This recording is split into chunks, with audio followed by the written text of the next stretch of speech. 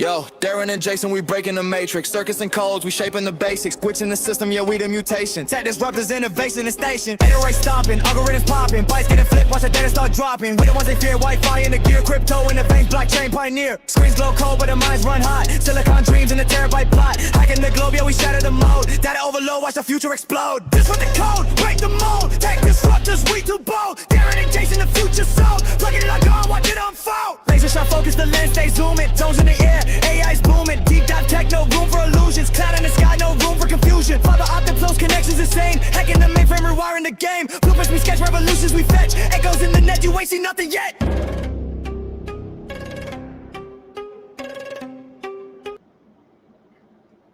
Hello everybody and welcome to the Tech Disruptors project. This is a little bit of a rarity. Jason is not here, but I'm here this week. I think last week it was flipped around, but now we flipped it around.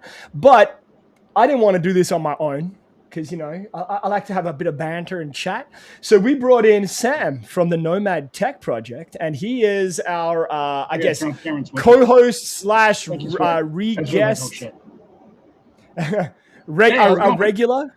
How's it going, man? I noticed you said the Tech Disruptors on the Nomad Tech Project, and I was kind of like a good little mix right there. So yeah, I always love coming on. You guys are one of our favorite shows. We always love the collaborations, and when you offered to have me come on, and I was like, yep, totally can do that, mate. I'm in.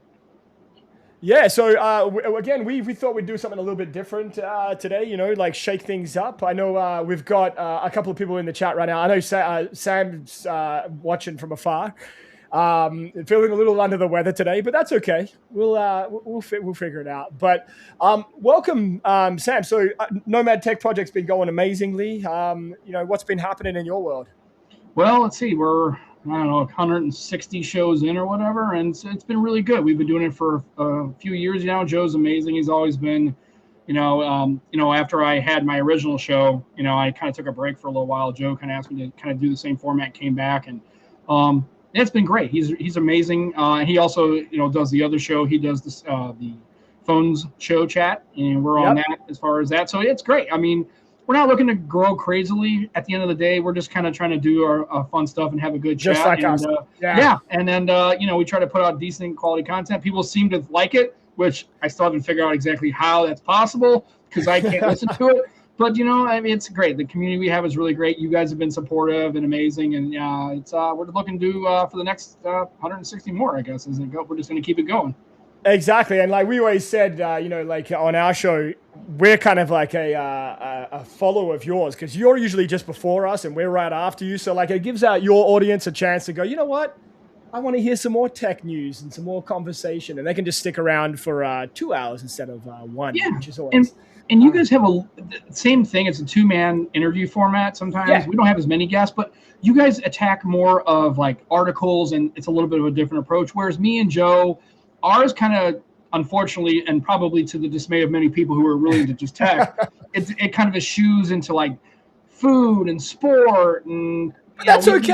We just kind of, and that's why we call it Nomad, right? We're just kind of like just wandering around the space because you'd be surprised how sport and politics and food and local places and stuff, how tech has now become so intertwined with all those things. Oh, absolutely. I mean, now you can't get away. It's not like you're just going to your even if you're going to a local sandwich shop, right? How tech is involved. They have, maybe have AI ordering. They may have tap to pay. They may have bulletin boards. Now, most restaurants, now they don't actually have to give you a menu. They just make you scan a QR code on the table, and then you have your phone, and that's how and then some even make you place orders through that, the QR code. Yeah. So even in the last 10 years, watching tech kind of intertwine in just our daily lives. So we try to like kind of hit it all and not do it so much as a reporting of news.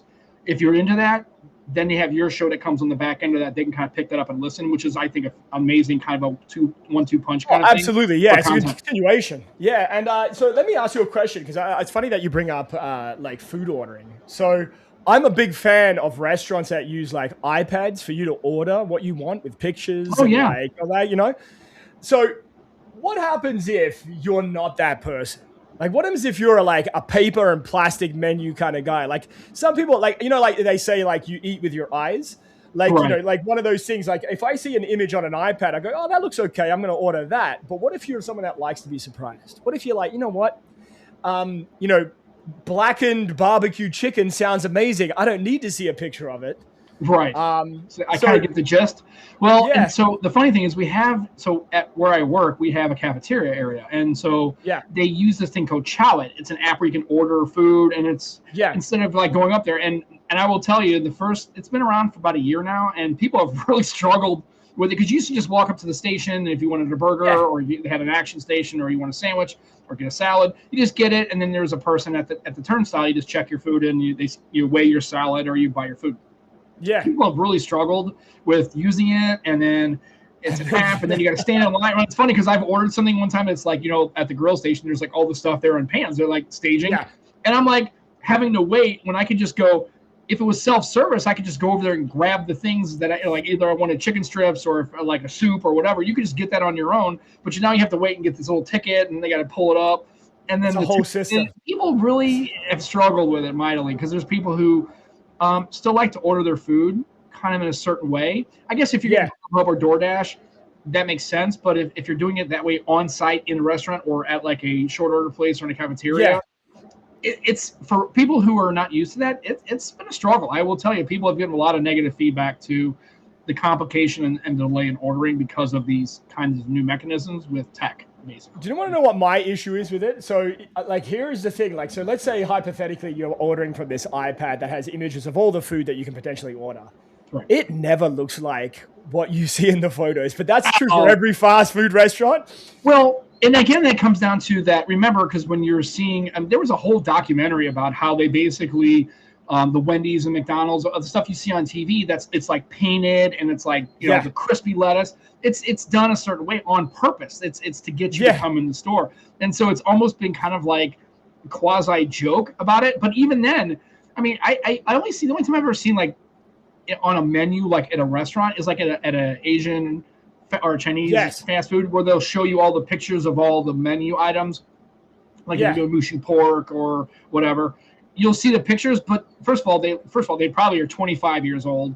They don't look that appetizing. So I've just gotten to the point where I kind of know what I want to order, and I kind of just look past the image. Or if you ask the person, you're like, "What is this?" and they'll tell you, "Oh, it's this and that and this." I just kind of like gotten to the point where I don't even look at the pictures because they're kind of depressing looking.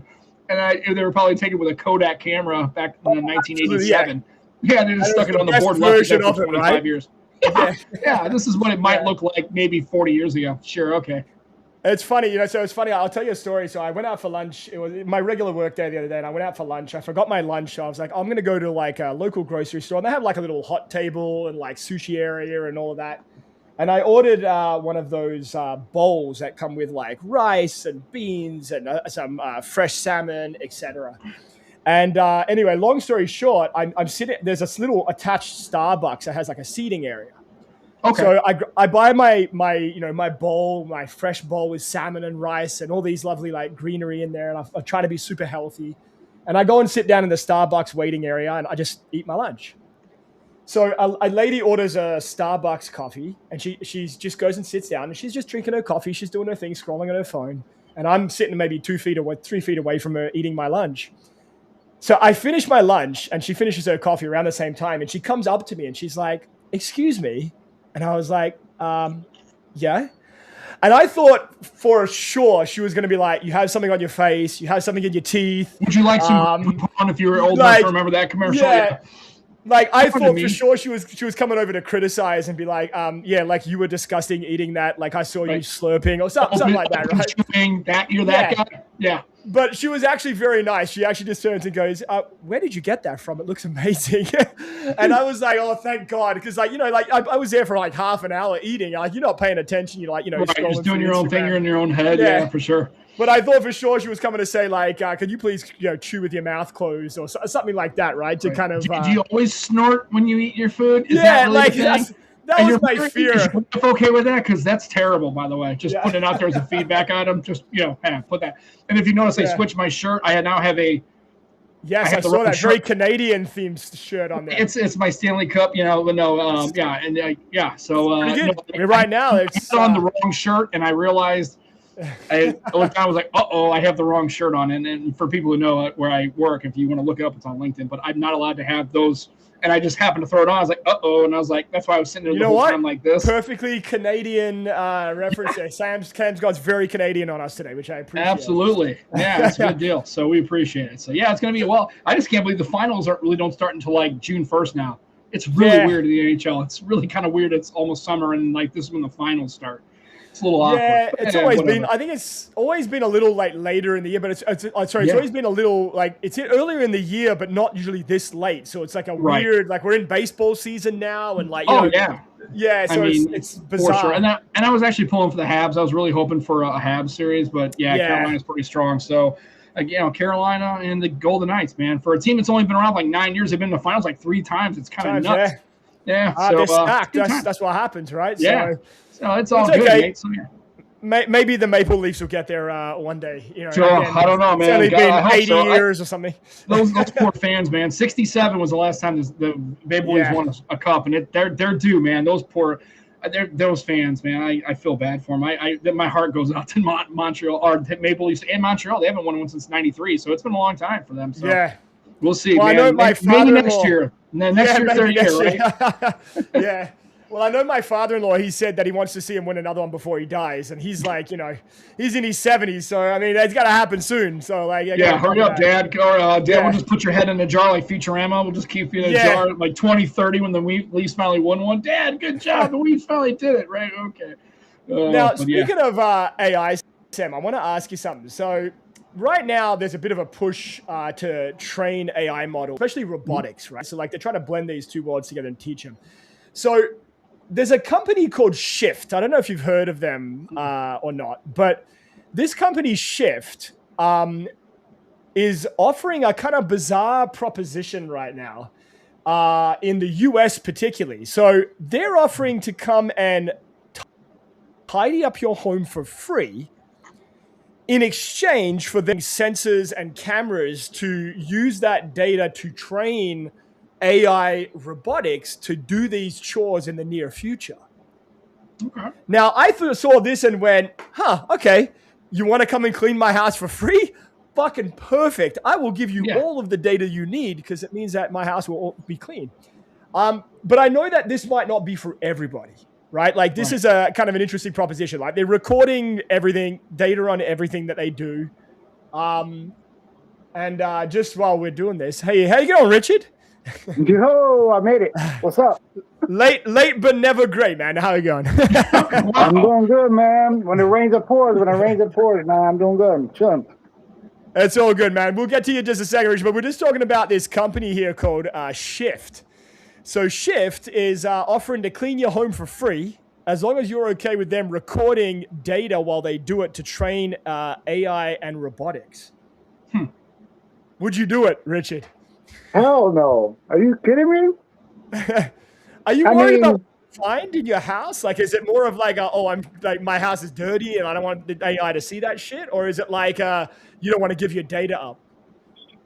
I think it would be more along the not giving them my data, but that's really wild that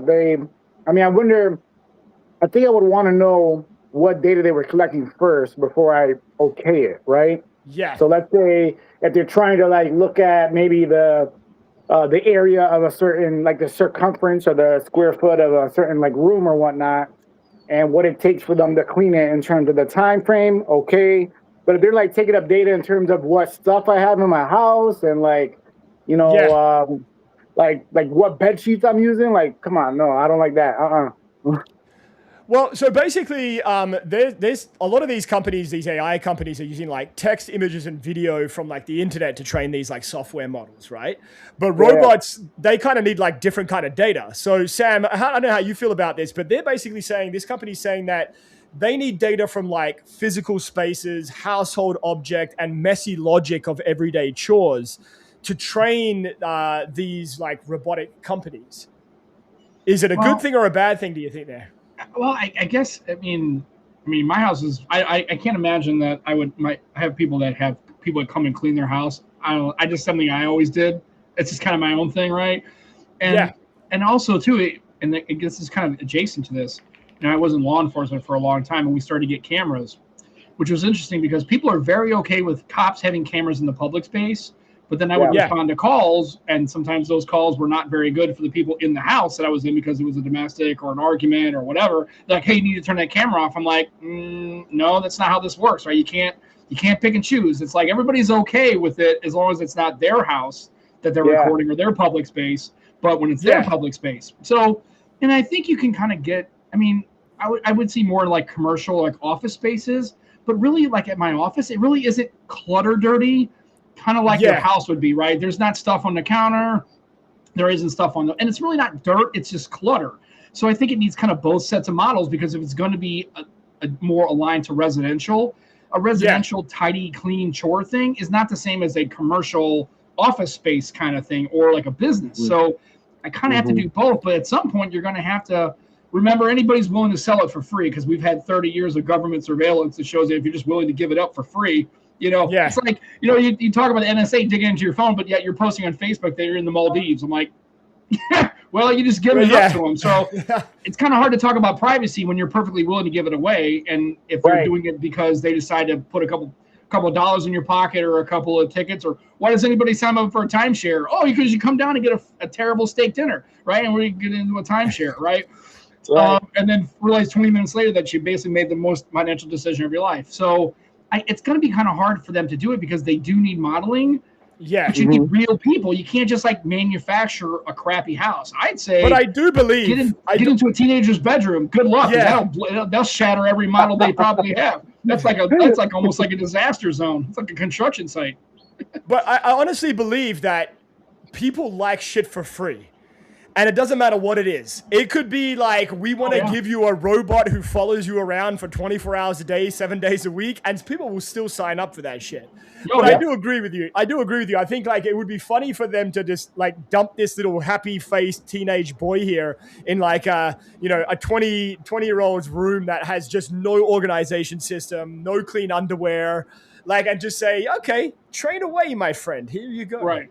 I mean, if you're going to train, you might as well put them right in the middle of the shit, basically. I mean, put them in a war zone, really, because it's like a teenager's bedroom or a teenager's basement. Yeah, it's going to get wild. There might be stuff that's like, oh, this has been growing here for 3.5 years. I don't know if you're doing a science project, but I'm not sure. But let's not do that, right? Well, it's funny. They have like a little promo video up, so I'm gonna just cut over the promo video here and see if what you guys think, and we'll go from there. So this is the.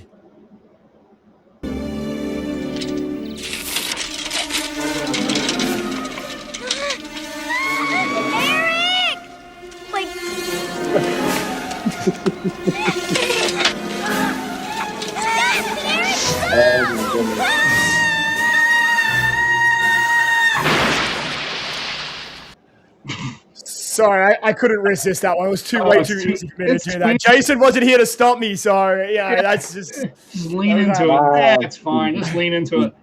Mac and me, man. Bringing it back. Bringing it back. This is the Paul Rudd thing, right? That's exactly right. You know what, Richard? I think we did that to you once before, and when you're on the show. I love it. I love it. Man. Jason's watching this. I'm sure he's on his way home today. I believe he's in his Tesla right now. He's probably watching this, shaking his head, going, "No one to stop Darren from doing that today." So, but anyway, let's cut over to you, Richard. So, Richard, welcome back, man. We've had you on the show a couple of times, and again, always very requested. You're a cool guy. We know you're into like photography and art. So, what's been going on in your world, man? Tell us what's the update here. Yeah, man, a big update. Actually moved from Rochester, New York, the home of Kodak, about 2 months ago to Rolla, Missouri, out Midwest. So I went from the East Coast to the Midwest, and kind of like a change in basically just trying to, in a way, help my mental health a little bit. So I was doing a lot of stuff in New York after my dad passed to put a Band-Aid over a broken leg, in the arts community. I was, curating a bunch of galleries over there and doing a lot of things in terms of the arts organizations out in upstate New York. And man, I was getting too much. And I was like, you know what, let me move in with my sister, get like a little refresh. It's been good here. I've been working remote. And man, everything's been great, man. Just trucking along and just trying to, I just had it's like an hour from St. Louis, so I've been connecting with a lot of people in St. Louis and the art community over there. But it's been dope, man. Been dope. Still out shooting, still out, You know, I just moved to the 26 Ultra from the 25 Ultra. Oh yeah, nice. I got the Pixel 10 Pro XL on the side too. Also, I'm curious how the Pixel line is going to be this year, because every year they always talk about downgrading and, you know, putting some crutch on some feature. And I'm hearing about this light bar thing. It's really interesting, especially with the new Google Books that are out, which are pretty wild that they're reinventing their laptop game again. So yeah, I'm curious to see how everything goes this year. It'll be pretty dope. But yeah, and I'm looking forward to a lot of cool tech this year. I just picked up, actually, real quick, I also picked up on the camera front, I picked up the Insta360 Ace Pro 2. And Very I got nice. the cinematic anamorphic lens on there. And they actually came with a little cage that turns it right into a street camera. So you just pop it in there. Oh, amazing. That's slick. And yeah, man, now it's a legit little, you know, I have a flip up screen and everything. So, I mean, this has actually been dope. So if you go on my Instagram, Richard B. Cologne, I've been shooting with this in the street, and it's been really nice because it has the anamorphic, like, wide shot. Yeah. So yeah, no, this has been my new favorite tool, man. I love it. I'm still shooting film. You know, I still have my old rollies when I had 35mm film. I still shoot that. Nice. But yeah, man, I'm loving that little. It's kind of like how a GoPro is. I didn't know the Insta360 was literally like a copy and paste of what GoPro is. So I'm kind of doing the same thing, and it's pretty dope. I love it. So let me ask you a quick question, man. What's the Darren? Quick segue. Who's going to tell him? Oh yeah, he's got the shirt. Guess where I'm at right now? So I'm in St. Louis, a little south of St. Louis. When you said you moved to Rolla, I was like, the home of Missouri. You got a lifelong Missourian and a Richard's a transplant to the state of Missouri. I'm a transplant, man. I've been here, I'm born and raised in Rochester, New York. You know, I'm a Buffalo Bills fan, you know. I love the Bills. Bills fan. Again, Kodak, got that Kodak shirt on, you know. Kodak. There you go. So I mean, like, man, Rolla's been dope, man. And right now I'm in Cuba, Missouri now, with my partner who I just, you know, we've been together for a while, and it's been dope out here, man. Cuba, Rolla, and St. Louis is actually dope. I was just, like I said, I was in St. Louis yesterday for a photo walk downtown, and it was amazing, and I loved it. Yeah, I work downtown, so yeah, I'm down there all the time and stuff. So yeah, I mean, St. Louis, if you get past the bad rap that it's not a safe city, there's a lot of real good music and art in this city. It's kind of an unheard of gem. People kind of fly over it, but man, St. Louis has got it going on. Plus, all that stuff's free. Art museum's free, zoo is free. It's great, man. It's I've been hanging out at Trust Coffee has been awesome. I've been there a lot downtown. And it's a great spot, and they actually just they're kind of like doing what I did in Rochester in terms of curating different art, which is pretty dope. So yeah, man, no, and it's funny because last month I was in St. Louis at nighttime around 10:30 at night. This was when the Dodgers were there playing the Cardinals, and it was pretty busy downtown. And I decided to post up at the White Castle over there. That's right there on the corner. Everybody that apparently, when I bring that up, everybody's like, "Wait, you were at that White Castle at 10 o'clock at night?" I was like, "Yeah, man." You know, were you strapped? it was a wild scene in there, man. I felt like I was on a New York City subway, but it was pretty cool, man. It's glad to see that, like, people that from the East Coast and stuff that come to Missouri and kind of bring in that energy and that kind of experience like that. We don't get a lot of that around here, and I think they're going to be pleasantly surprised. You're going to really find there's a lot of really good music and culture and art in this area, and I think it's underdeveloped. And I'm hoping you can kind of help, spearhead that, man. People like you, we need more, involvement of folks like you that come from a different experience. Thank you. Yeah, no, I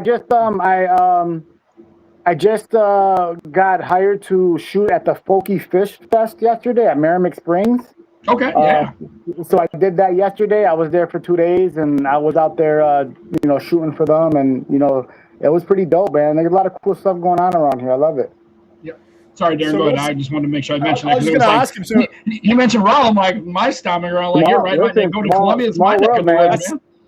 There you go. See, I bring world. I bring all the boys together, right? I know I'm in Toronto, but I got you guys together. Yeah, Like, yeah. we have no idea. Me and it's funny because me and Darren were about when I was in Rochester, we were about maybe less than 2 hours away from each other. Yeah, Right? that's true. Yeah, a little further away now, but that's okay. That's all right. It's Right. worth the trip, right? Worth the trip. So tell me something. What's the biggest difference you notice between New York and Missouri? Like, if you had to pin it down on one thing, what's that one thing that's caught your attention? Yeah, I mean, St. Louis is kind of like the same as Rochester, but where I'm at now in Rolla and in Cuba, it's definitely a little bit of one of everything. I was so used to in Rochester, New York, if I need to go to Walmart, I literally have like 5 Walmarts within 20 minutes of each other because we're like right in the middle. Right. Or like 4 Targets, or like there's 3 different malls where for me, if I want to go to the mall, I got to hit up the St. Louis Mall. I mean, it's a lot of small town vibes. I love it because I'm noticing a lot of things in terms of the art community in Raleigh in general. They have a lot of different coffee shops, a lot of different, they just opened up, this past year, bookstore kind of like bar, which is pretty cool. And so it's called Bookmark Bar. And yeah, man, they serve cocktails there based on different themes of different books.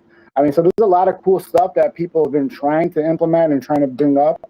And what I'm trying to do, than what I did in the past in Rochester was, because since I curated galleries and I was able to curate different spots where, there was coffees and coffee shops and different like little small businesses, trying to do that same thing. We had a First Friday network in Rochester of different First Friday receptions for new and upcoming artists.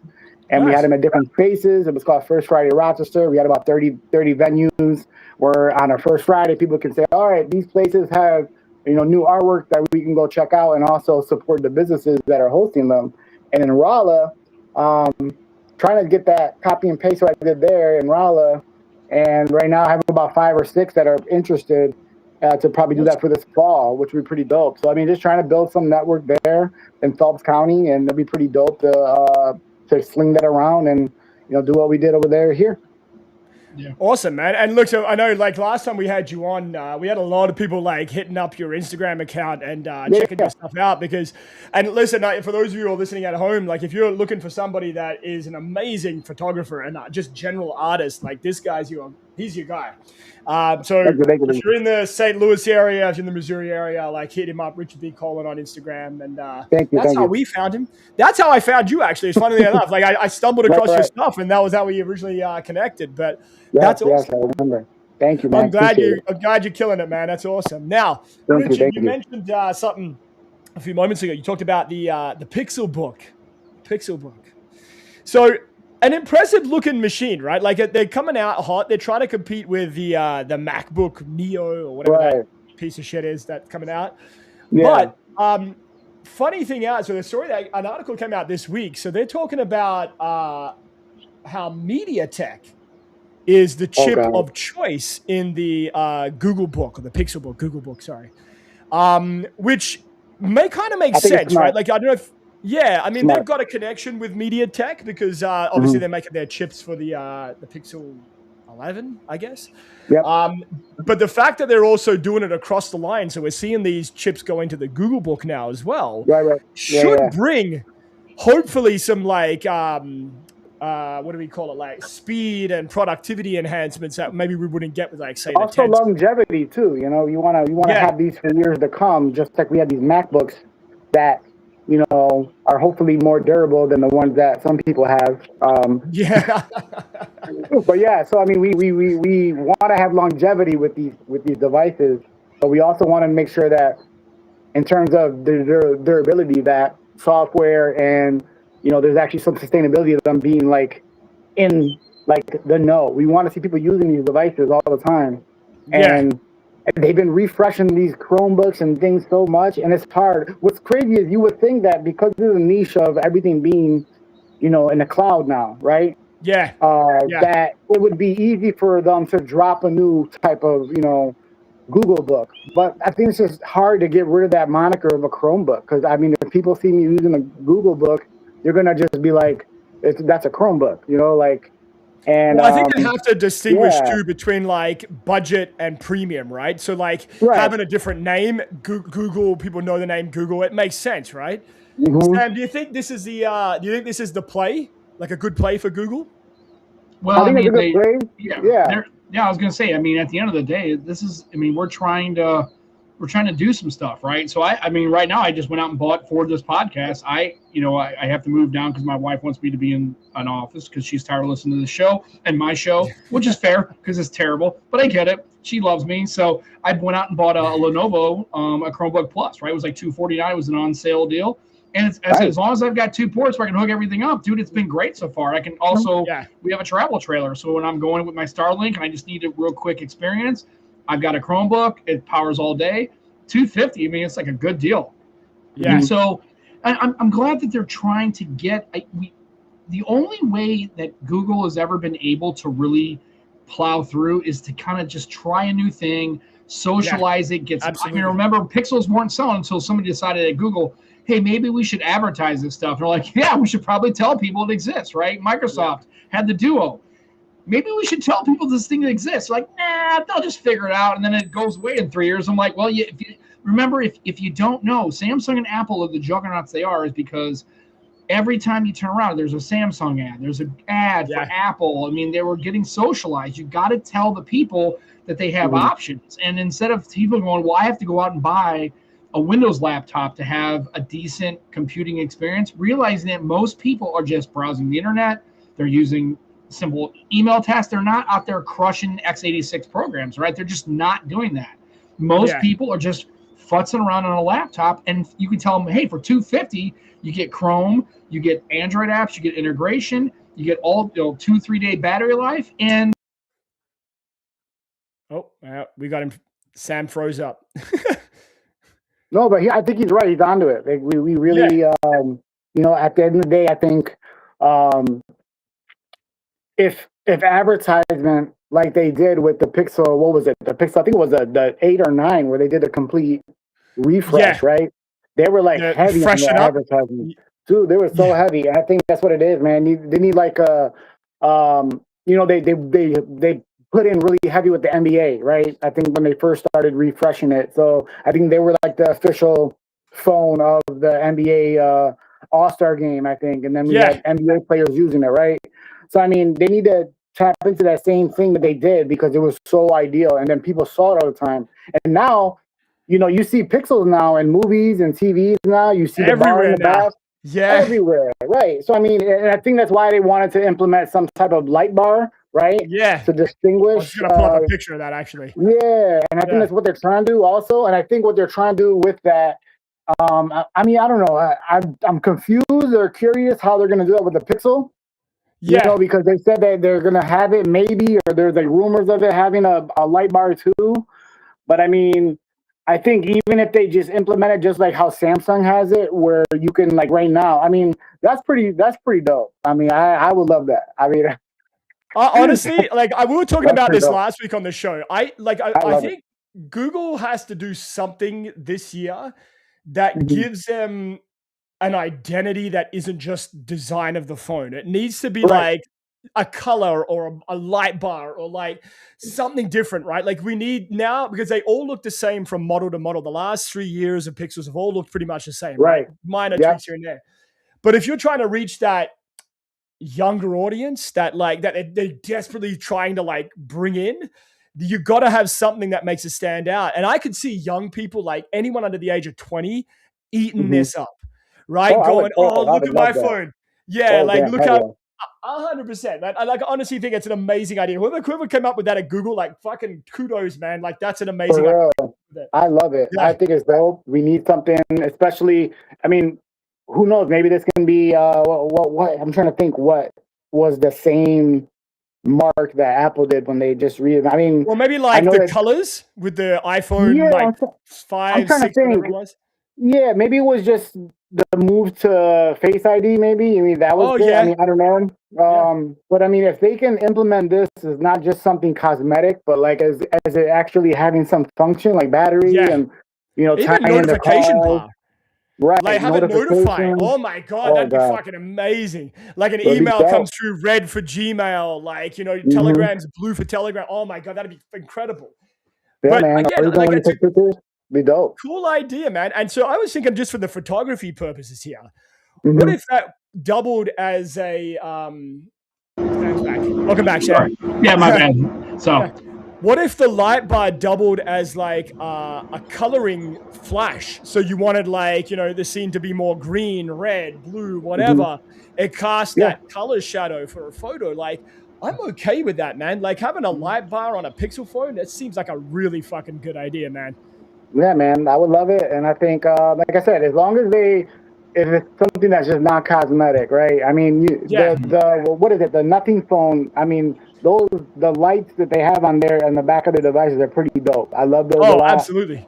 yeah, It makes it different, you know. It gives it flair, and I think, and it's unfortunate because I'm hoping that this doesn't take a hit the battery too, Yeah. because Yeah.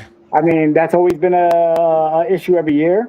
That's one of the reasons why I jumped to the 26 Ultra, because of the fact that, like when I'm editing, you know, photos on the fly or whatever, the Pixel just wasn't doing it.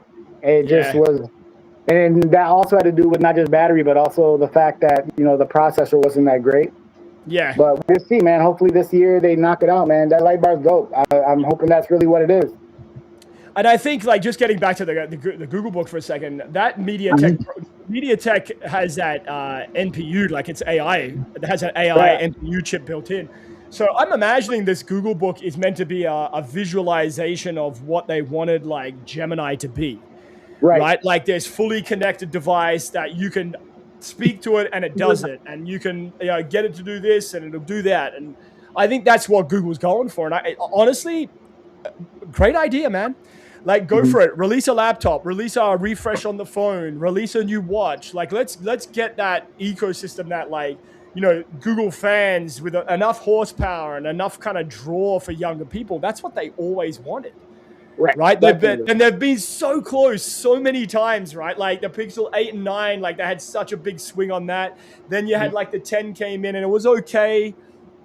But again, there always seems to be, like you said, Richard, like an Achilles heel, we'll call it, with Google. There's always a catch or like something that holds it back from being just almost there, right? Always plugging holes in a leaky ship, man. That's really what it is. Yeah. They make some sacrifice, and it's just like, dude, like why? But I don't know. Hopefully this year they got it. I don't know. I mean, I read something. I think it was on Android Police or something that said that they're kind of like taking a step back in terms of the processing or whatever. And I'm like, dude, like, no more steps back, tech companies, please, for the love of God. I know it's pricey, but fuck, like Google can't afford any more steps back. We need steps forward. And I kind of lost my train of thoughts because I got disconnected, so I apologize. But you're all good. People really use their computers for not really x86 computer tasks, right? They're just in the browser. And like I said, at the end of the thing, I think we have to start to, and it's tough to do because you have to shift an entire generation of people to believe that computing can be not necessarily Windows based. Most people I know, they're Linux users, right? They're looking at Linux distros, they're looking at stuff like Ubuntu, Linux distributions, like they're getting away from even like Mac OS and anything else, but because of the complications of that. But with Google doing everything else, I think, Microsoft, the problem with Google and these major companies, they don't stay in the long game because they don't have a good cohesive forward strategy going forward. Microsoft was made the Duo, and like you didn't tell anybody it existed. Everywhere I go, I have my Duo 2, and I go, holy shit, is that 2 different screens? You go, yeah, watch this. And foldable phones are like, oh, great. It's like, you got to tell people that these products exist, and they're not for the 10% or the 5% of enthusiasts like the people on this panel. Yeah. Who might listen. They're for my people like my parents who are like, you don't, mom, dad, for what you're trying to do, you don't need a Windows machine. You could get a $250 Chromebook, and it can do all, and they use an iPad. It's like you clearly can tell that does not running Mac OS, right? Unless you're cracking x86 or you're compiling code or writing Python or whatever, you're not doing any of that stuff. You're just browsing the internet, going from the emails, doing some Google searches and everything else. And it's like, you don't need to spend all that kind of money. And I think that's what really Google and these other companies really need to lean in on is, Why spend $1,000 when you can buy a Chromebook for $250 or $300 and it does 98% of what you want to do? Also, you can't kill the thing. You can take it out to RV shows. You can take it on the fly, take it to a coffee shop, an art show. And you don't have to lug this big, heavy, bringing a damn charging brick with you. You can do all your stuff that you need to do. And oh, by the way, it's integrated to your phone. It's integrated to your everything else. And so if you take a picture on your Pixel, it'll show up on your Chromebook, and you can edit it and look at it and show your friends and all those typical vacation photos that nobody wants to watch because you're at your shit. Like, you can just have it like this, right? And it's just like, I don't think they really do a good job at the messaging and really getting people the information they need to kind of start to change the paradigm of the days of monolithic OSs are not the thing. It's mobile, it's powerful, it's available, it's affordable. And the Google book. That's why. That's it, right? Like, that's what I think. That's the Google vision. Right. And so hopefully now this is like the Chromebook Plus, and now Google Chromebook, right? Hopefully they can try to start seeing a more of an integrated, if you need it, it's there. If you don't need it, you don't have to have it kind of thing. And they do not do a good job of messaging and really getting that information available to folks. Here is what I wonder. I wonder at their marketing team, did they think to call the Google book the Gemini book? Because it's meant to be AI focused, right? So I'm sure they had a discussion in some fucking meeting where some guy went, okay, what are we going to call this thing? And someone went, well, what about the Gemini book? And someone went, nah, you're fucking crazy, man. Like, you're nuts. Like, we'll just call it something that people know. I got Google book. Oh, yeah, that works. So we do that. Because I think they're leaning into this AI world of like connected laptops that work with your phone, like you said, Sam, like everything interconnected with this Gemini being the heart of it, right? But you know that somewhere along the line that was probably discussed. But like Richard said, like Google's not without its issues, right? Like, and there are issues that are, So speaking of which, this story popped up on Android Authority this week. So a Google Store shipping blunder swapped a Pixel 10 for a Motorola Razr, which I find very, very interesting. So I guess it was an RMA warranty claim, whatever. And for whatever reason, the phone they got back was not a Pixel 10, but a Motorola Razr showed up. Wow.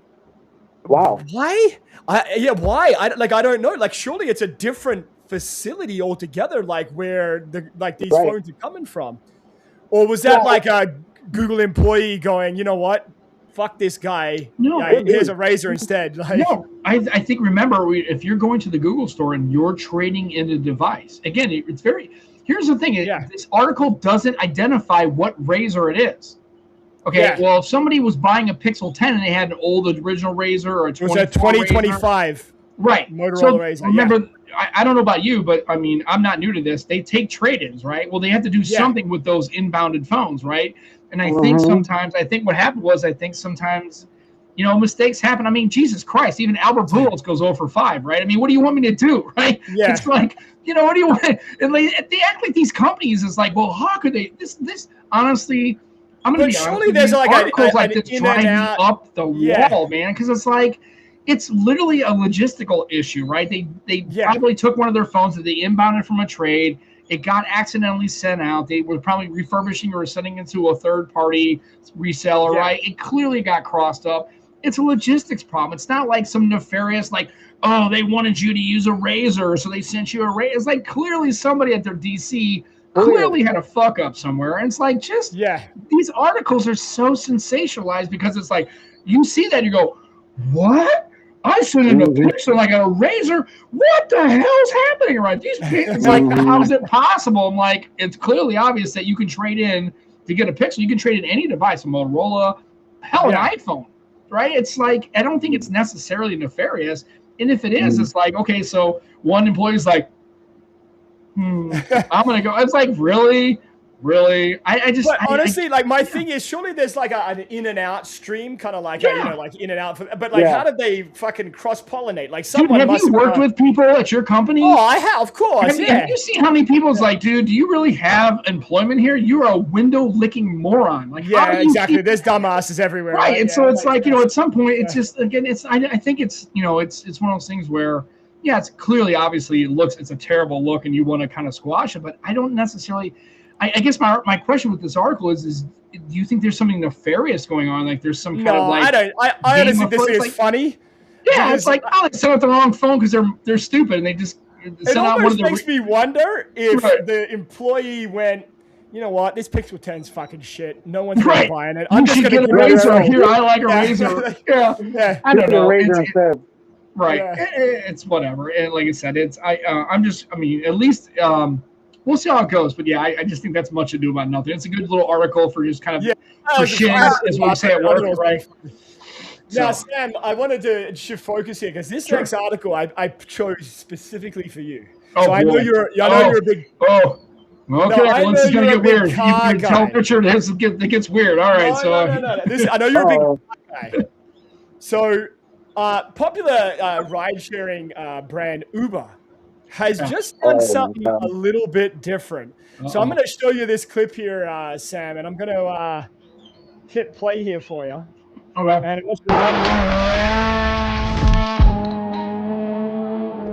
next stop, Tokyo.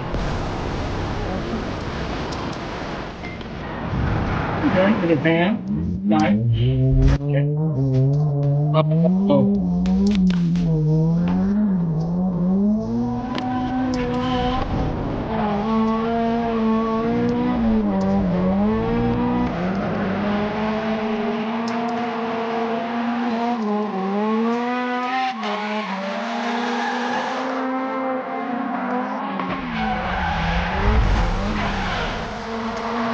I'm going to stop it there. So, Uber has just released Uber Drift.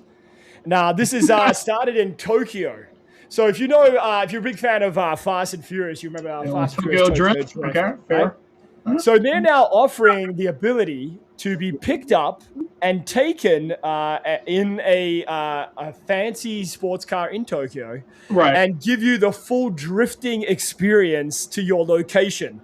So they will literally speed and drift you from point A to point B across whatever location I guess you need to be in.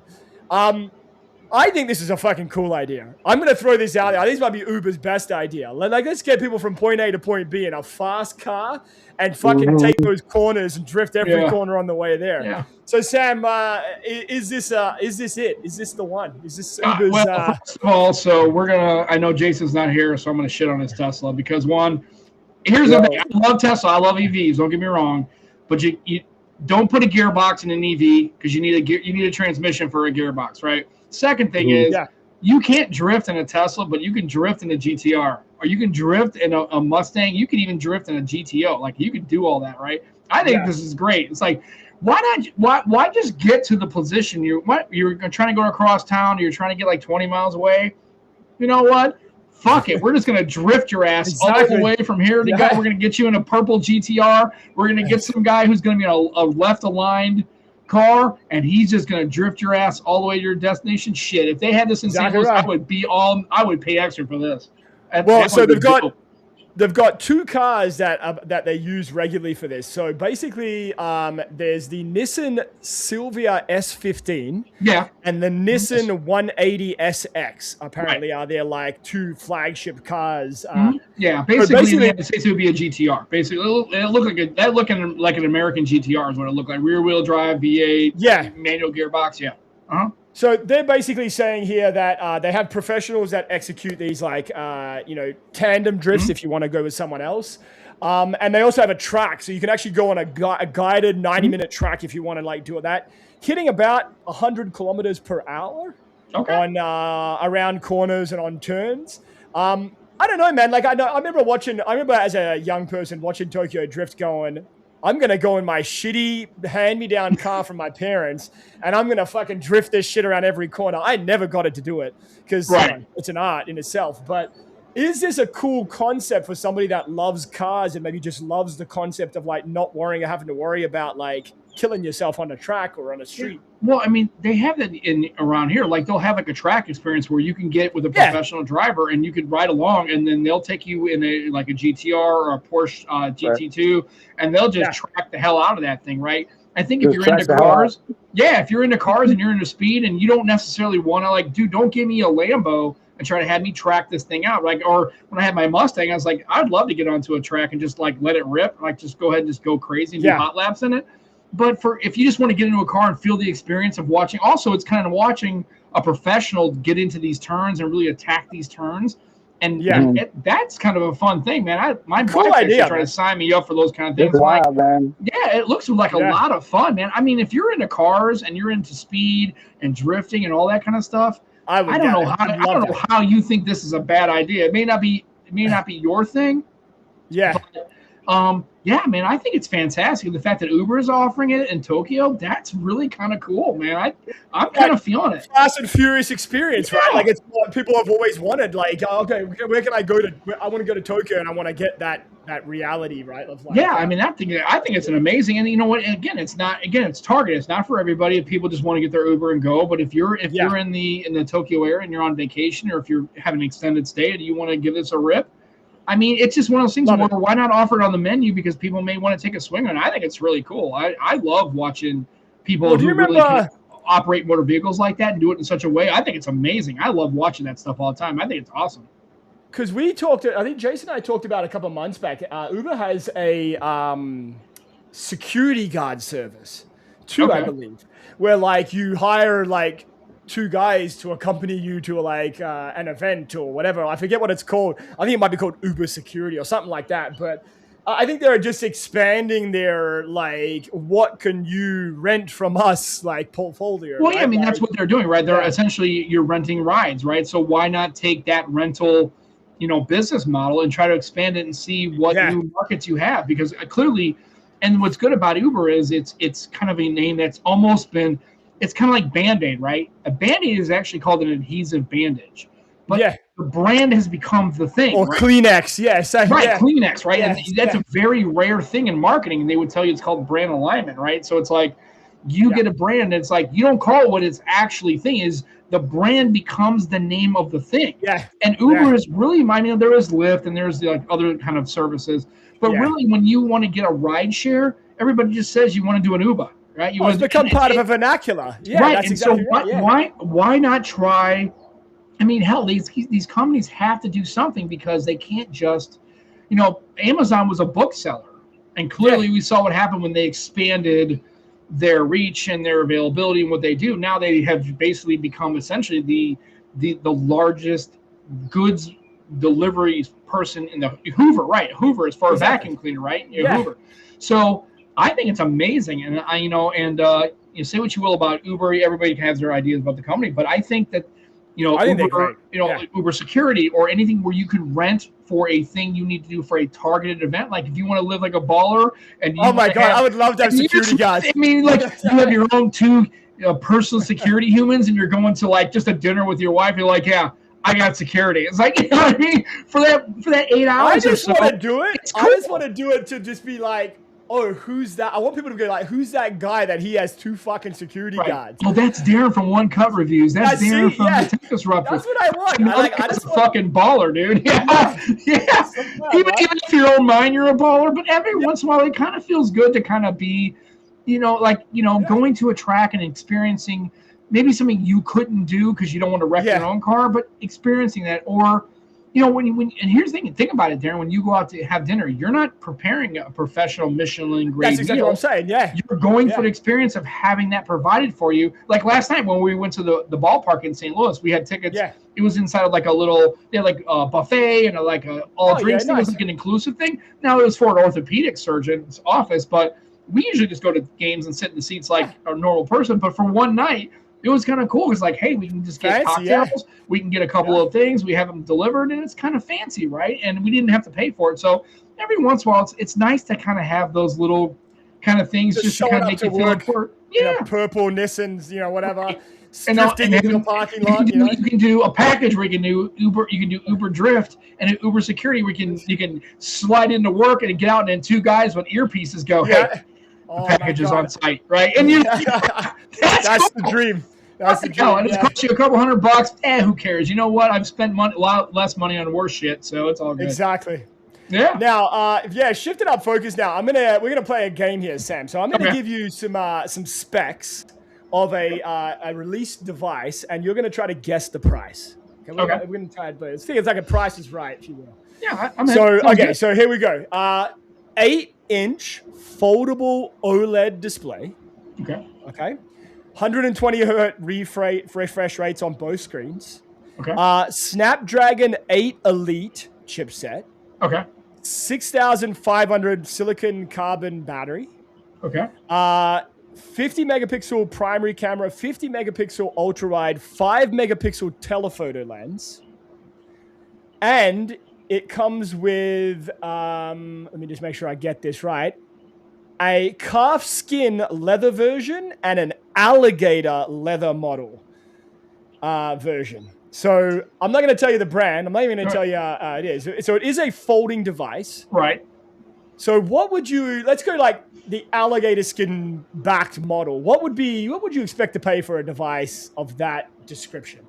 Well, I can tell you it's not a Samsung or a Google device because it's a silicon carbon battery. So that's cool. Yeah. I would think what you're going to pay. So you think of a Moto Fold specs wise is probably about at $18.99. Yeah. So I'm thinking if you're wanting like an alligator or a leather backed, you're probably in the $24.99 to $26.99 neighborhood. I would think that's probably fair. Just because of the material choice and everything, it's premium. I'm thinking like a Vivo or an Oppo. I can see somebody doing like that. Or I'm thinking $23.99 to $26.99 as far as the price point. So a company that you may have heard of or may not have, they tend to be a little bit of a more abstract phone brand, I would call them. They've actually taken the very, I'm not sure if you would be proud of this, unfortunate title of releasing the world's most expensive folding device. So this company, we're in the 10K neighborhood then. Okay. So Vertu, who is known for making alligator. Oh, you missed the solid gold part. Okay, fair. Sorry, there was gold accent. I apologize. Okay. It's solid gold, so not just gold plated. Okay, fair. Oh, we're talking like probably 20K. No, actually not that high, but like respectably high. Like this is going to cost you, as it says here, it costs more than a car and rent. So $8,800 for a folding non-tested brand folding device from Vertu. Now, Vertu, you've probably seen videos on Vertu, or you've probably seen this name pop up before. So they have this very kind of random smartphone experience where they offer you, and I'm not making this up, your own 24/7 mobile smartphone butler that isn't AI. This is a person that you can actually call at any time of the day and tell them that what you need, and they will go and source it out and send you all the information or book it for you. Okay.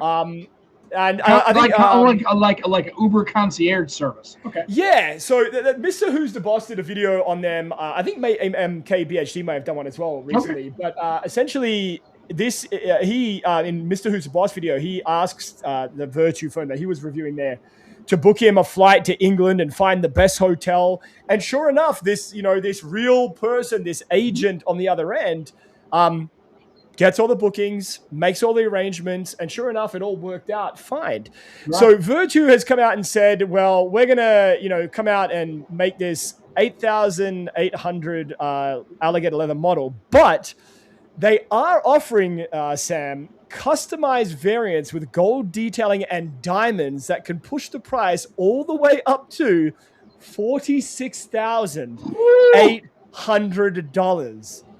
Now, if you got the money, man, hey, you know what? If you're gonna have the cash to be a baller, you might as well ball out. Right? Yeah. And honestly, I mean, think about it. A lot of these people that I've come to, have exposure to, they do have administrative assistants. They do have people, concierge services, where if they tell them, hey, like where I work, all the senior executives in my organization that I work in, they're not booking their own travel. They're not doing anything. Their admins know exactly when they have to be there, where they have to be, and they're not staying at an Econo Lodge, or they're not staying at, and it's like, we could have that argument about executives at companies, what's an appropriate level of things, but I always tell people, it's like, if you were a person at that company and they come to you, it's like baseball. They were like, oh, that's ridiculous. We pay a baseball player $30 million. I'm like, but if they're offering you $30 million a season, what are you going to say? Oh, you know what? I really feel like I'm really more of a $5 million a year player, so I've earned it.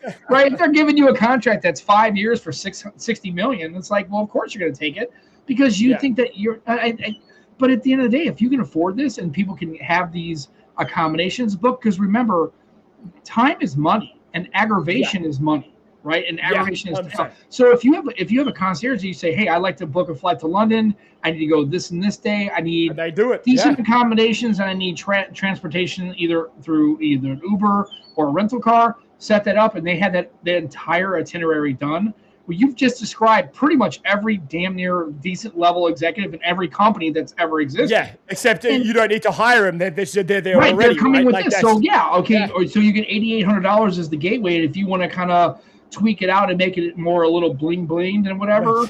I mean, you want to spend 20 grand doing it, and you're kind of rolling in that lifestyle. I mean, my only concern is I would do. It's like, but I mean, people do that a lot. 100%. Oh, 100%. If you, like you said, if you have the money, why not? Like, sure. It's your time, it's your money. Cash. But I mean, I don't know if I would just get the $8,800 model, right? Because I just don't care about the diamonds. I don't think any man should have diamonds on any jewelry he has. That's just a me thing.